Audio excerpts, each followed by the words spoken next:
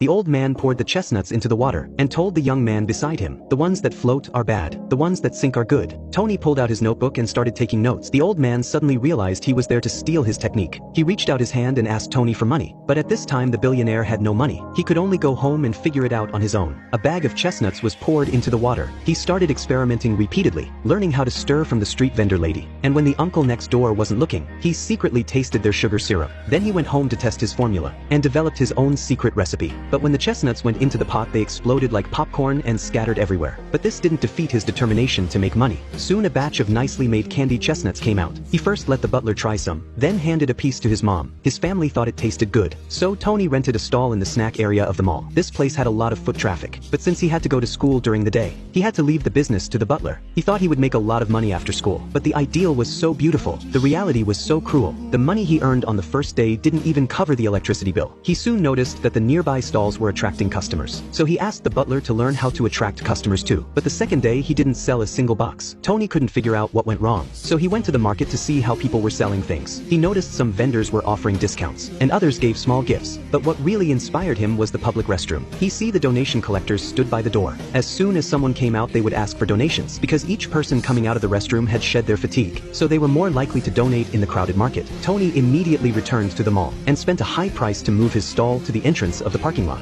Every person leaving would buy some chestnuts to take home for their family to try. Sure enough, the next day the line at the stall grew. Just as business started picking up, he received a notice from the mall asking him to leave, because the thick smoke from the chestnut roasting machine had blackened the ceiling. At first Tony tried to cover up the mistake by painting the ceiling, but the falling paint splattered on the products. He was eventually kicked out of the mall. As he packed up to go home, his mother told him that his father's company had gone bankrupt. They were planning to move in with their relatives in the next few days. But just as Tony was applying for his passport, he suddenly had a change of heart, because he wanted to stay and continue his business.